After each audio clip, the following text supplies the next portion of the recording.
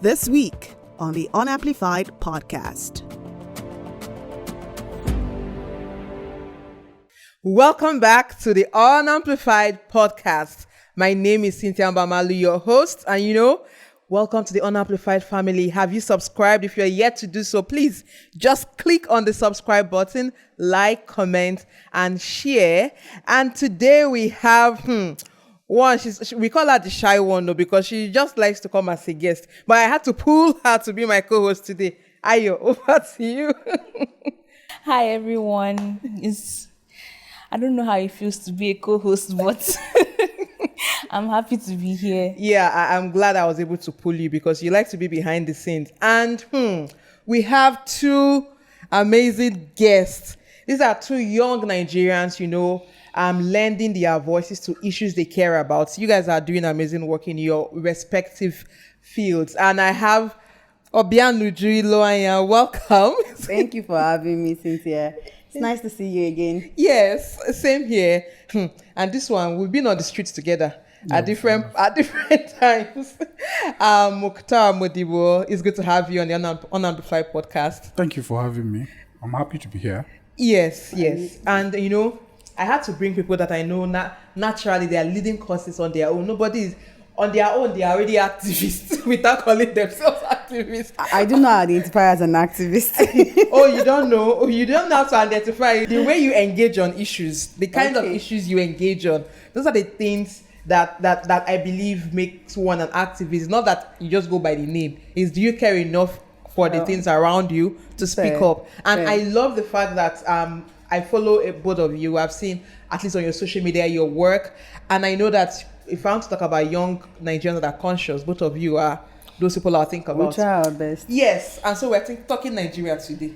Because if you go online, that's so basbos everywhere. And honestly, I don't blame anyone because it's not the situation as it is. Is it this insecurity? Is it economy? Is it issues around development? And I think when I was talking with Mukhtar, he said something that some days I have. Some days I want to be a Nigerian. Yes. Some days I want to say, you know what? Let me not use the word. I'm out of here. It's tiring. It's tiring. You have to barb for 5,000. It's a love-hate relationship. It's a love-hate relationship. For me, love-hate. Sometimes I'm in love with Nigeria and I'm proud to identify. Some days I'm so pissed off. I'm like, why am I even here? What am I doing? Why am I even disturbing myself, engaging, advocating or anything? I should just be sleeping. Or maybe be a stay-at-home wife, cooking okra soup. I think Nigeria is one thing that you have to wake up every day and tell yourself, yes, I want to be in Nigeria. Yeah. You have to, there's this word that the previous administration of Nigeria just spoiled the word. Assurance. I assure you. So you have to assure yourself that, okay, I want to ginger be in yourself Nigeria. and say, and then look for something that will make you happy in Nigeria because everybody's angry. So you create something that will just that will make you happy. That everybody is angry, but it's so true. I entered Uber to this place. Uber guy was already vexing for me. Like he waited to me and said, brother, I'm very sorry. Don't worry yourself. How do you want to do it? Offline, online? How do you want to do it? so that this anger can calm down. Yes. He said, you're very lucky you greeted me. I said, I know. Now that's why I said good afternoon. So if you did not greet, that right would have been something else. So, and that's how I'll charge her taking her back home. Abi? Definitely. No. I mean, Ayo, are there days you wake up and you're like, what's going on? Sometimes Nigeria can just be very frustrating. Like there was I think it was like last year. There's this thing I used to use my card for to pay for online, and then all of a sudden they said declined. That now you cannot use Naira card to pay for foreign transactions anymore. And I was just like, what is this? Every day there is something new. Sometimes you just feel like, can I just be a citizen of another country? But then other times, like someone is paying $150,000 for like $5 to get a passport. Well, see, I think like you said love-hate relationship. Yeah. You said it's a daily commitment. You have to wake up and tell yourself, okay, I'm here. I need to make this work. And sometimes it gets where I know this paying with cards online, and I'm hoping because the previous CBN governor was just, when someone that doesn't have the right capacity occupies an office for a long time, it is a major threat. And I think Chinua Achebe said it that what you will destroy in 1 year, it takes you years to rebuild, right? And that is actually the truth. Now, I'm hoping the new CBN governor and even those occupying offices currently, that they are putting in their best to get the system to work. You say, Don't pray. I should not pray. Hope. I'm hoping. Because we pray too much. We pray too much. And I'm going to come to that prayer point. Because actually someone's I was somewhere and then it was a pastor that said it, that he's tired of saying let us pray. That it's time we start talking about civic action. Because true. Faith without work is useless.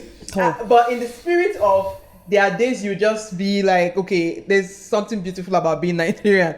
I came across a video one time, I think it was on TikTok, and I was listening to this young men. I think they're Americans. I'm not sure where the podcast with, because I just saw the clip, and then they were reading these Nigerian sayings, and they were like, "Oh, Nigerians are so poetic." And they were laughing at, finding it fun. Things like, "Oh, my enemies have succeeded," like when something bad does happen, feel like, "Oh, my enemies have succeeded." Or one my guy village said, people. "My village people." His lecturer wanted to sleep and said, "There's been an assassination attempt on my life," and then I went to the comment section and I realized people were, things these are things on our own. We say it with all seriousness. This is not us being poetic. It's just the way we talk. It's the way we engage. It's our style. But in the comment section, people were feeling Nigerian. So like, I need a Nigerian friend, and Nigerians are this and just. I'm like, are they adopting?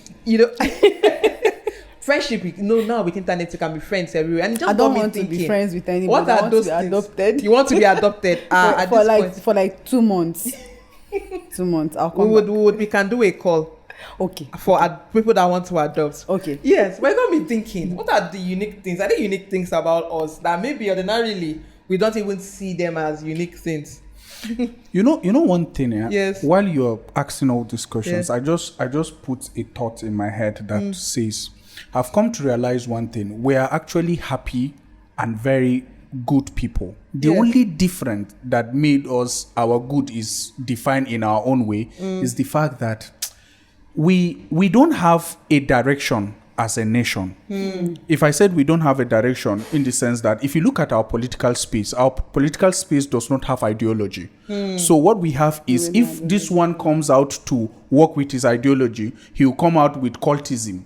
It's like a cult. Everybody is creating a cult to work with. So this person can jump from party A to party B, party C to party D, and that's how we keep moving. So the fact that we don't have ideology, people are just, we are all seated waiting for who will come and drive the ideology. So if you're happy, I will tell you one story. Me, when Big Brother started, all my sisters, I have 4 sisters, I'm the only boy in my house. My sisters will watch Big Brother. I will always insult them. Why do you watch Big Brother? Go and watch Cyril Stober. Go and watch all these people to inspire you and what have you. But I've come to realize one thing. As a Nigerian, you have to look for something that will make you happy. I tell you, we got 2 interns in the office, and then I asked one of the interns, what's the name of the governor of your state? She said she don't know. And so I was like, are you serious? So when I went out, I was coming, and then her face was like, I'm like, oh, sorry, why is it that you don't know the governor of your state? Say, what benefit do I need to know the governor of my state? And I said, tell me one thing that you know. Do you know Wiz Khalifa? She said, I don't know him. Because... So when she did like this, I was like, who do you know? She said, I know Arya Stark. Arya Stark, the musician. Thank you. What she knows and what I know is complete different thing. But now we're coming together to just work on one thing. Everything I'm saying sounds like... So in a nutshell, what I'm trying to say, right? We're unique people, but our uniqueness is defined by us. So what other people see as a very unique thing, we don't see it as unique because we're into an issue. When we came in here, people were dancing, and I saw you laughing. I'm like, are you sure it's the same Cynthia that I know? Because I'm looking at it from an angle of, Cynthia, you know what is happening in governance. So you know dollar is 1,400 or 1,500, and you're still laughing. And you're still laughing now.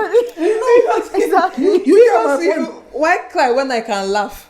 You see? So that guy said, I'm laughing because if I don't laugh, I will cry.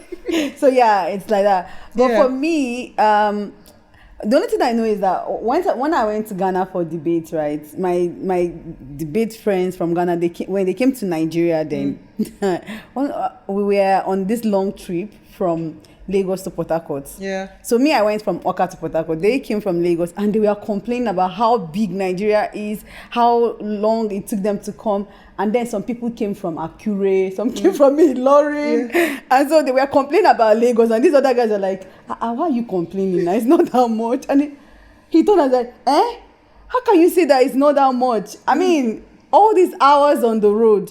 And the Akure people, Ilorin people, were very chill with it. They are enjoying themselves. It was a road trip for them. These Ghanaians are worried about staying on the road for so long and meeting so many checkpoints and having to answer questions and all. And then I think you guys are too resilient. You people are too resilient. I'm like, okay.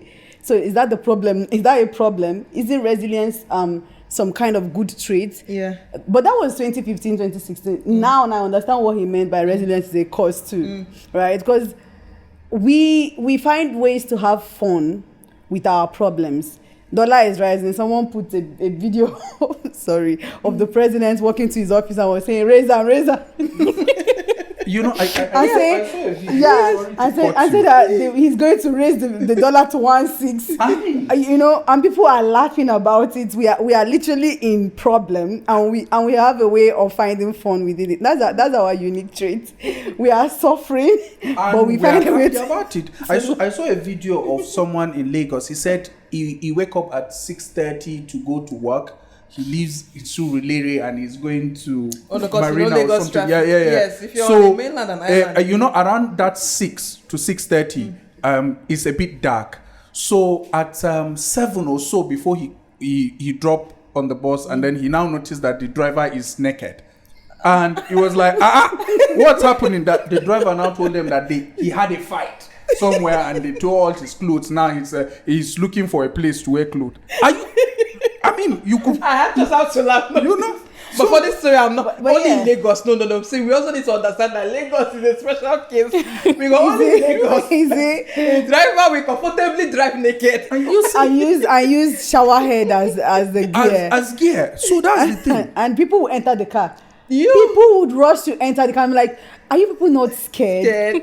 What if there's a brake failure or something? What are you guys doing? And we are just moving on. And that's our unique feature. And you know the ability to find fun. The difference we have. Another difference we have is so while working on governance, if you go to the north, you ask someone a question, he will tell you he will be doing like this because he knows the answer, or he or she knows the answer, but don't know that is the answer you require.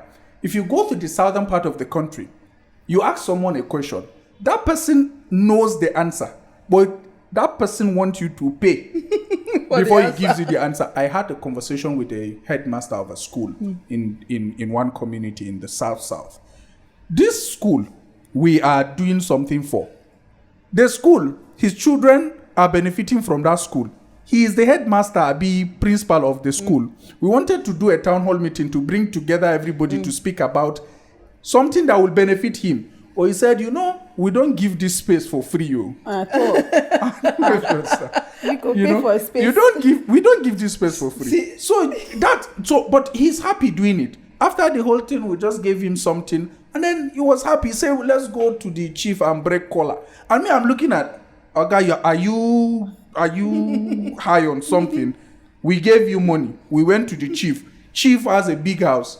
You people are suffering, and you are saying, let's go to the chief and break collar. And that break collar will still give chief something. Give chief something. So I want to bring in Ayo because I always used to say, as the Gen Z in the room now.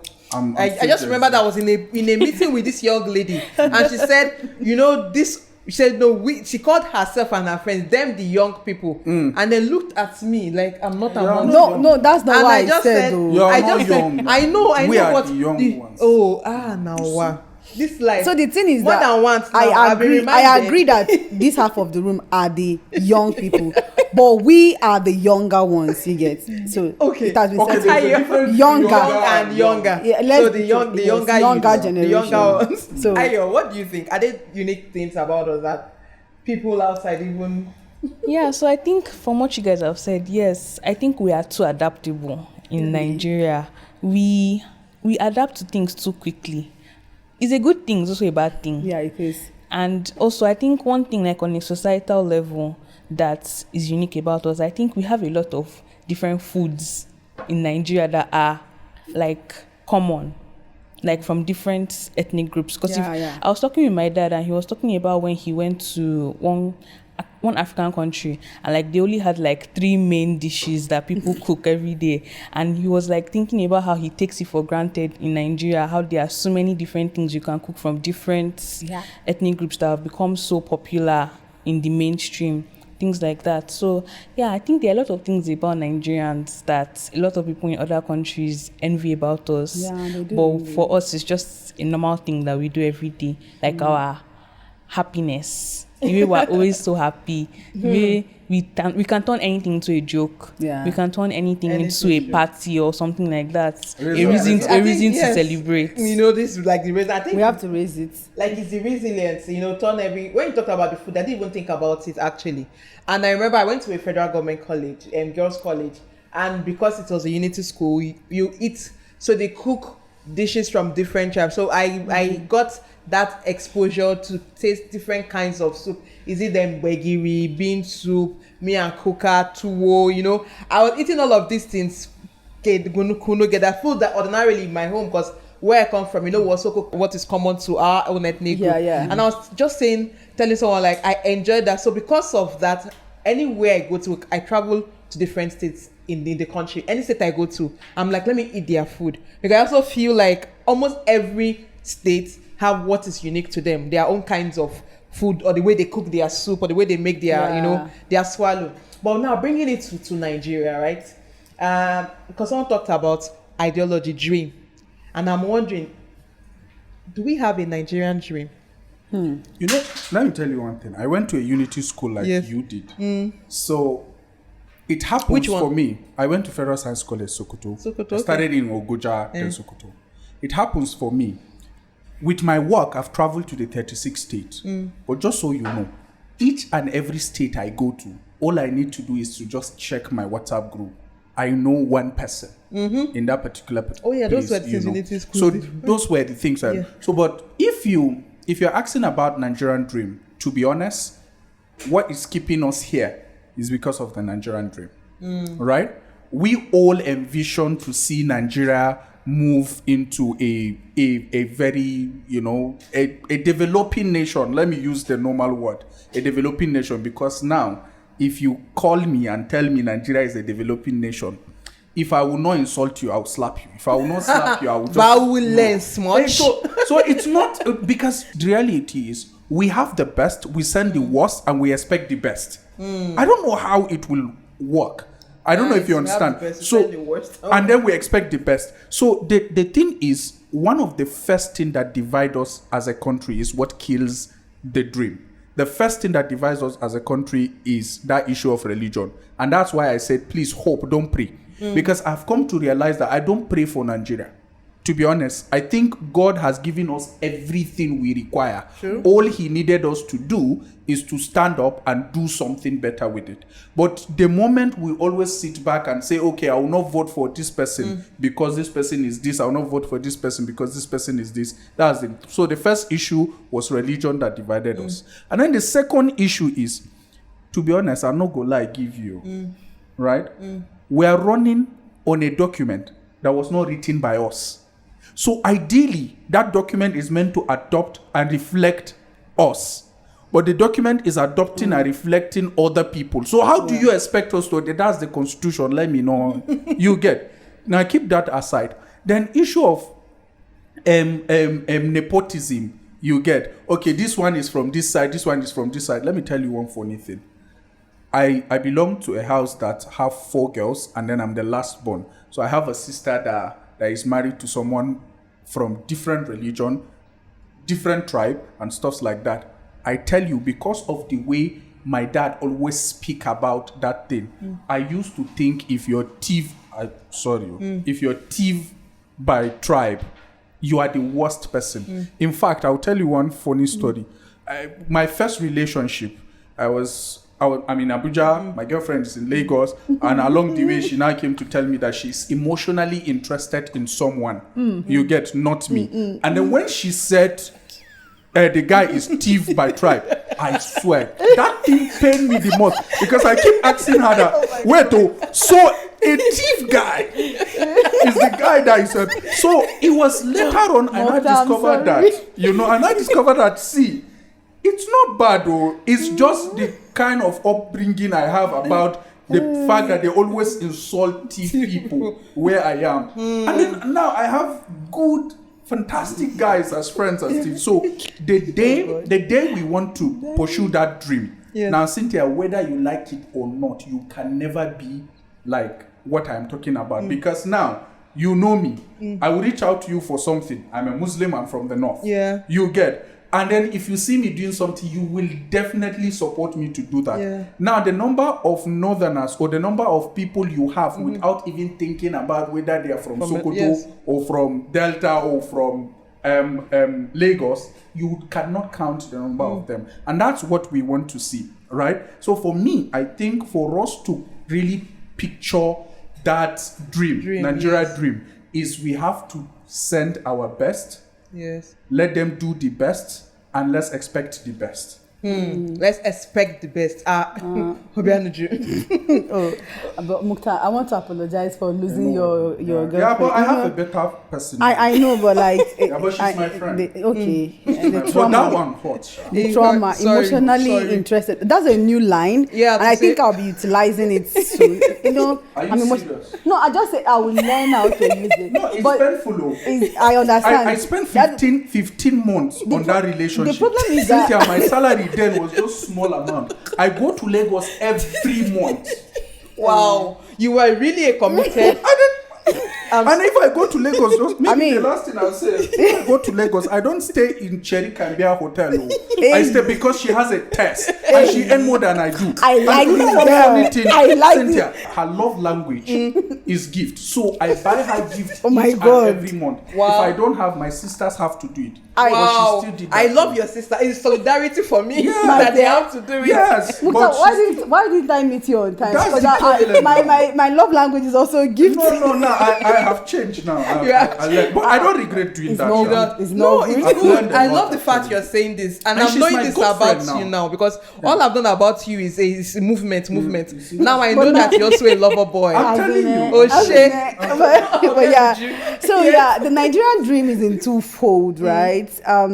For the younger ones like us, who are not working in the development sector or even interested in advocacy, because at some point you get tired of it all.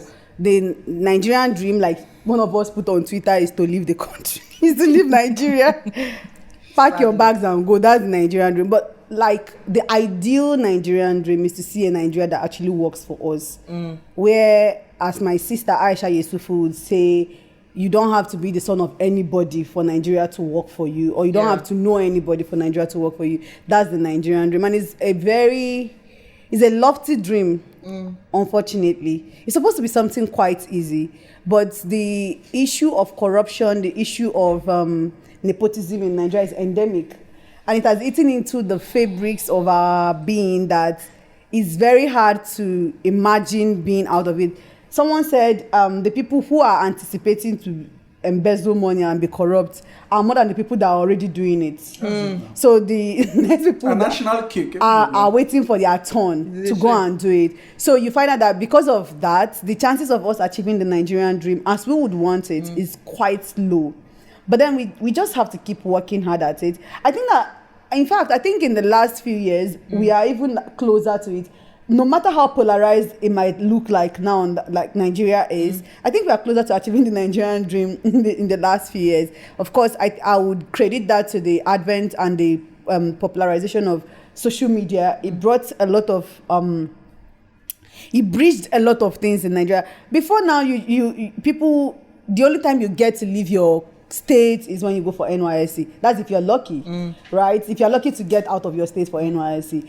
But now, because of social media and access to internet, you can stay in Abuja and talk to people in Sokoto and see videos from there and even learn about their culture, check on Google and find out about things about them. So yeah, I think we might be on the cusp of achieving the Nigerian dream, but I still think it's also a hard work. You know, the idea of the dream is that everybody's catching on to the dream. And why I wanted to pull in Ayo is because I know you interned with Yaga Africa. You did a lot around the elections, engaged younger people, the Gen Z voters, but also you're interested in telling stories. You're interested in using in arts, right? And I was just wondering, what is, in your view, is there a Nigerian dream, or what should a Nigerian dream be? If you are like looking at it from afar, you would think maybe someone in another country would think that the Nigerian dream is to leave Nigeria.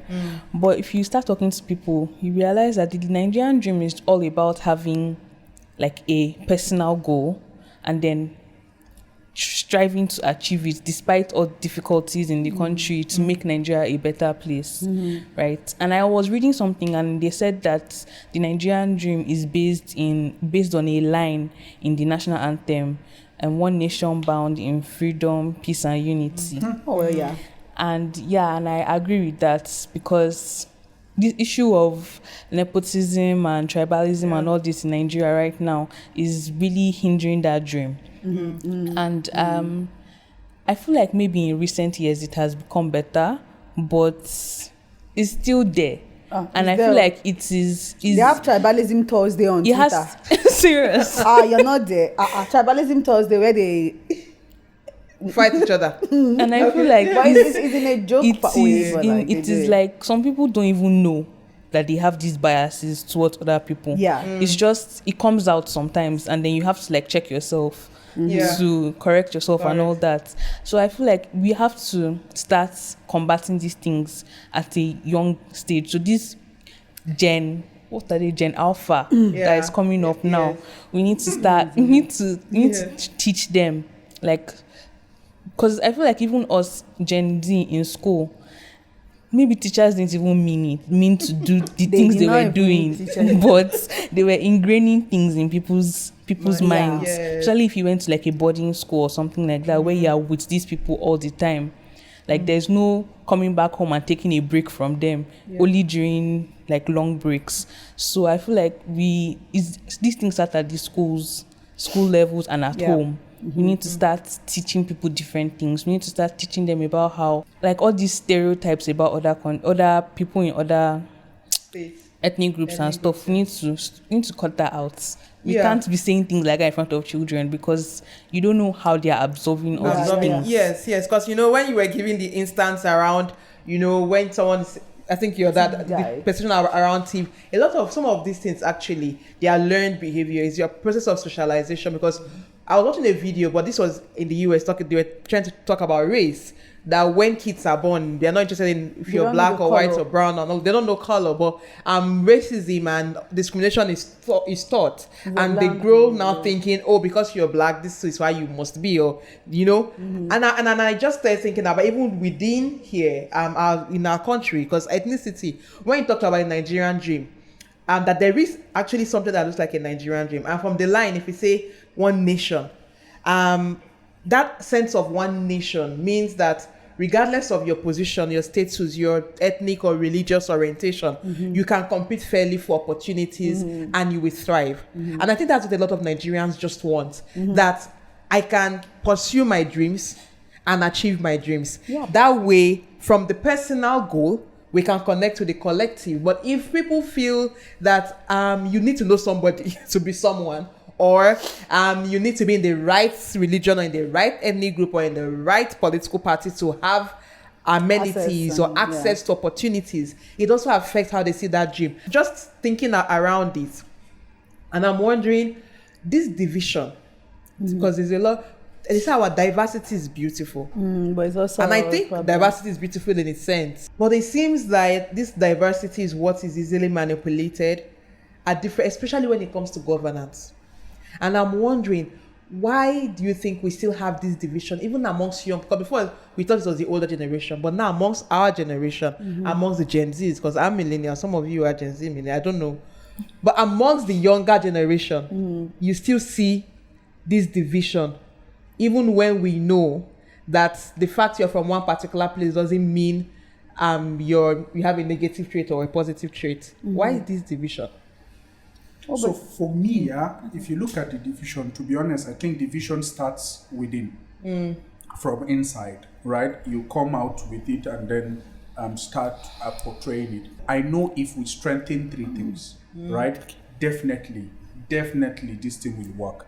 If we strengthen how people comprehend, perceive, and understand how we put things, definitely, this will work. If you look at what the work you do or we all do, we are always looking at how do people perceive what we're giving them? Yes. How do people comprehend what we're giving them? Is this what they really require, or is this what they really need, right? It's going to go a long way in helping us. And then if we have a projection, right, if the people that are in the political space or governance space, right, try to fight the biggest enemy that causes all these things, is poverty.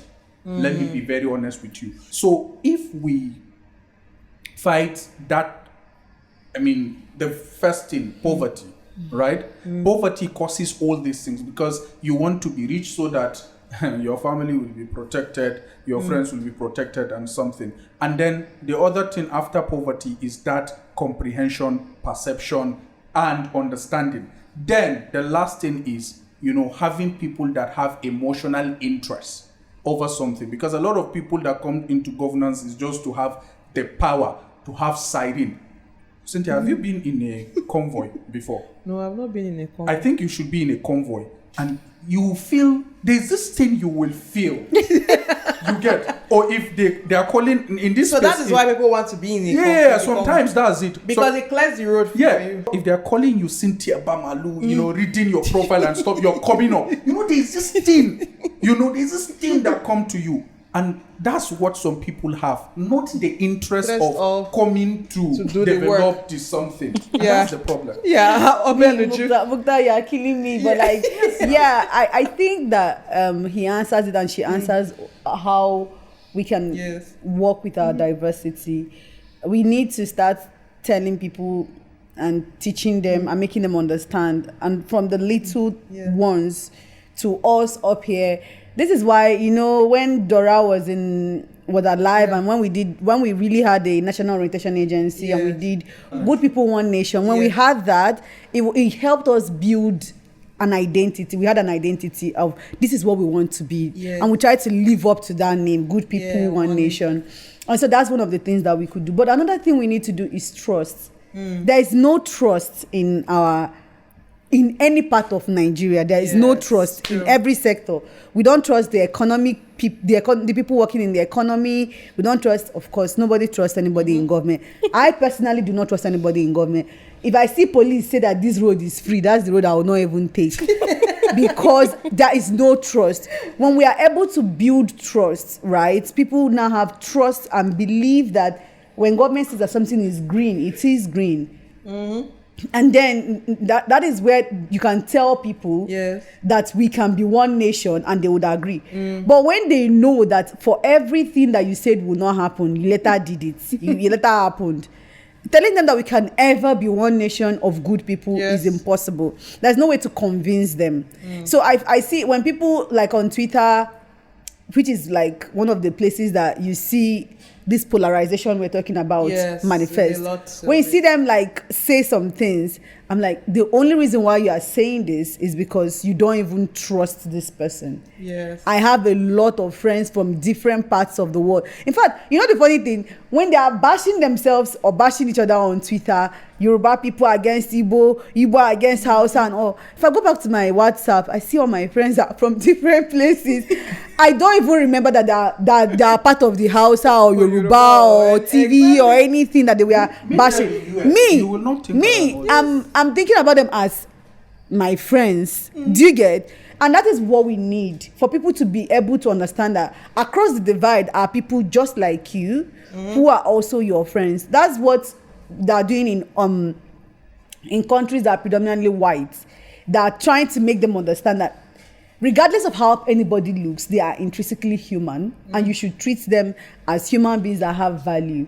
And if we are able to achieve that within Nigeria, we're not the only country with plethora of ethnic groups or tribes or all of that. We're not the only country with cocktail of identities. Yeah. It's just the way we are managing it. It's just the way our leaders are polarizing us. Some of the words they use, some of the actions they take, it makes you become worried. And it makes you begin to feel like you are not important, you're not good enough. I mean, even if you go back, let's say, to the Civil War, when the Civil War ended, they said no victor, no vanquished. But the actions that we are taking showed clearly that we are showing people that we have won. Do you get? So when you are not able to back up your words with your actions, it makes people unable to take you seriously or even work with you. For us to achieve true unity as a nation, we must back up our actions, our words with our actions. So we say, I love you, but love is not just a word, it's an action word. You have to act it. So I say, I accept you, Cynthia,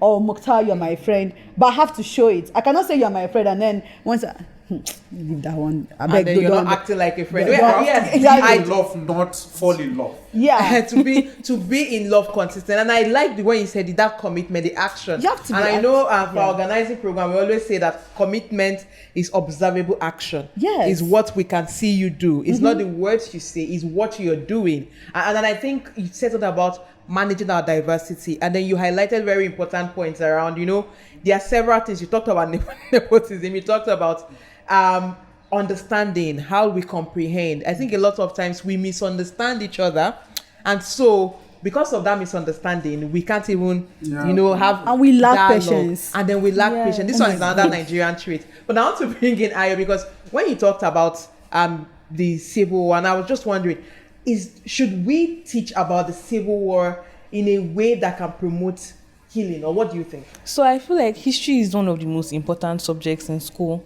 and wasn't there something that they said that they were removing it? It was removed. Sorry, in universities in Nigeria, some universities actually do history and diplomatic studies, history and international studies.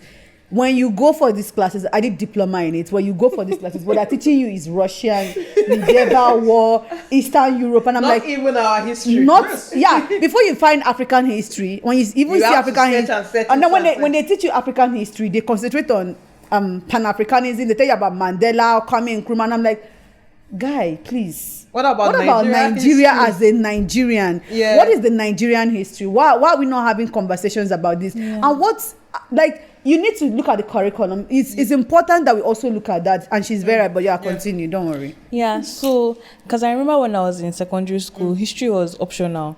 And we were like 7 in my whole class. We were only 7 doing history, and history was like my favorite subject because it's good to learn about these things because you get to see the similarities between what happened then and what's happening now, and then you can learn from what happened then.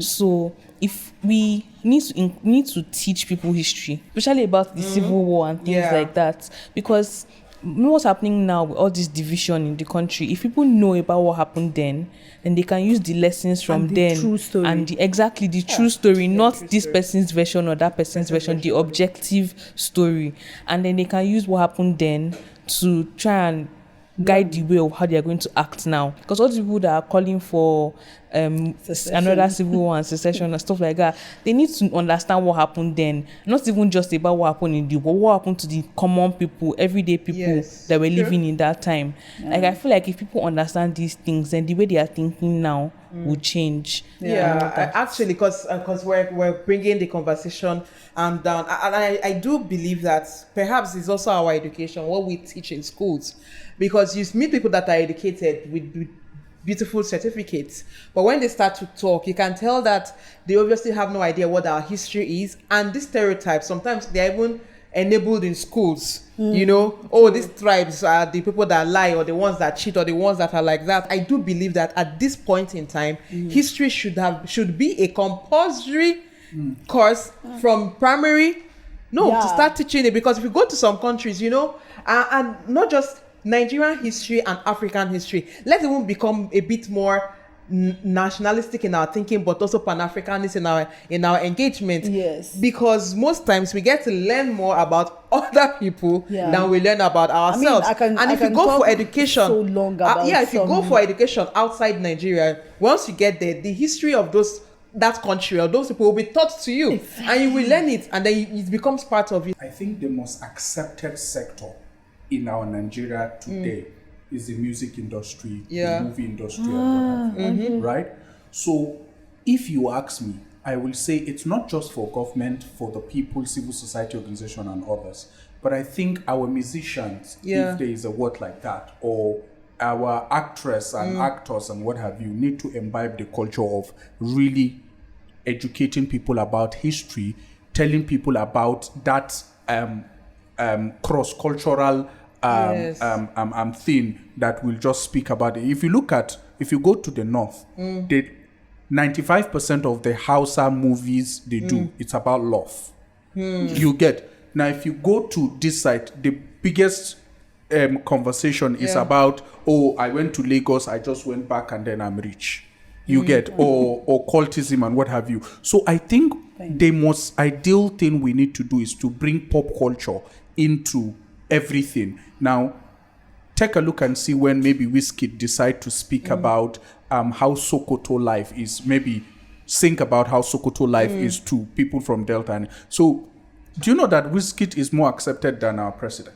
Yes, no. Yeah, no. I think there's a lot we can actually learn from music. Because we even see collabos across ethnic divides, and that's not a factor when people are collaborating. As long as they're producing good music, we're good. Yeah. Same also our movies. We have actors from different places, and I think it's a multi-sectoral kind of approach. Everybody needs to engage, but I feel like the government needs to take a lead in this because the way government leadership positions itself, their body language, the actions they take also informs how we engage. But I will end with my final question because I need to ask, what is your favorite proverbs that you heard before, whether pidgin or English? So you can throw that in, but do you still believe in Nigeria? Why are you throwing your favorite proverb? That will be my last question. So for me, I don't have any favorite proverb, but I will tell you, wake me up tomorrow morning, I will still believe in Nigeria. But my belief is dicey. We'll get to a stage where you have to believe in another thing because the country is not moving. But I don't hope to get to there. But I really, really, really, really believe in Nigeria, and I really want to see Nigeria where it is. Okay. You know, not where it is, where it ought to be. Yes. I really want to. Yes, but for proverb, I don't have that. Okay, so I do believe in Nigeria. I think Nigeria would work, and that is why I've always been reluctant about pushing to leave the country, because I feel like there are so many things to be done within this country. There's so many work to be done, and we have to do it, and Nigeria has to work somehow. So I still believe in Nigeria. I believe in the people. I think I believe in the people more than the country itself. I believe in the people, young people, that if we are given the opportunity, all of these things will change. So my favorite proverb is about the lizard. Yes. The lizard fell from the Iroko tree. Look to the left, somebody was hailing. Look to the right, somebody said, if I not hail me, I'll hail myself. So he nodded, he said, I said that is good enough. So sometimes I feel very down. Sometimes I feel like, then I look at what I have done, maybe the work that I've done. I just put on my status, I did try, I think. I'm very good at my job. So I just ask myself, because if I wait for people to give me my flowers or accolades, I may never get it. So I take my cue from the lizard. I actually like that as a platform. Yeah, so I believe in Nigeria. I still believe in Nigeria. You were saying you believe in the people, and I think the people are the country. I do actually. If there's no people, then there's no country. So yeah, I believe in Nigeria. I believe in the work that's being done in this sector. I feel like, especially now that youths are getting more involved in things, and I feel like if they continue, especially with the way they are utilizing social media and all these things, I feel like more people, the coming future, I feel like they're going to be more involved in this, and I feel like we can get there. Yes, we can get there, and I think for me, it's just listening to everyone. Wow, it's been like an interesting conversation. It's like it's been bad both, but then it's been sweet right also. But it's the fact that I like the idea of I live in Nigeria in the sense that I live in the people, because I think the people make up the country, like I said. Sometimes I feel like we equate government with Nigeria. The government is not Nigeria. Yes. The people that occupy those offices, they are not Nigeria in a sense, right? We the people make up the country, right? And most times when we're angry at the government, it's like we're angry at Nigeria. But the truth is, you're angry at the people that are not working. It's not the country that you're angry at, right? Working in the development sector, right? Does it sometimes feel like we're in a bubble? Yeah, but sometimes it does. Which is why I like the fact that we get to also travel and interact with people outside. Sometimes that way we I make come out and I'm like, is all of this still happening? I just we have gone foul. No. If anybody feels that way too, like sometimes it feels that way, and sometimes I feel like you go out and then what it does you have solved. You realize it's not what it's in outside, and so those kinds of things. I think it also helps us remain on track to realize that the work you're doing is yielding results, but it's not yielding as much results as you want to see. But thank you so much.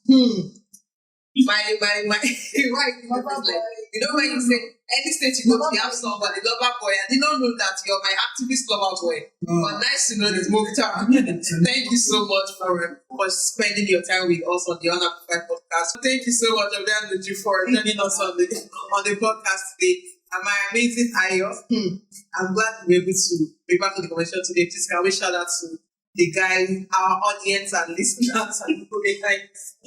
Thank you so much for watching, guys. Don't forget to like, comment, subscribe to our channel. And also, don't forget to follow us on our social medias on TikTok, Instagram, X. And also, don't forget to stream us on everywhere that we are on. We are up podcast and also on Spotify. So, yeah. And share. Sharing. Thank you, Ayo. This is your year. It's like you're meant to have heard it here. But it's been an amazing conversation. So our audience, we really love the fact to keep coming back for this interesting content. And there's one of my favorite proverbs that I saw recently, and they say, no matter how lizard do press up, his chest cannot be like alligator. I don't know if that is true. But I would say lion not the born goods. I think Nigeria is a giant country, and we are all giants in our own respective rights. And to everyone, please let's cheers to Africa. Like we always say, when you're on, you're amplified, and cheers to Africa.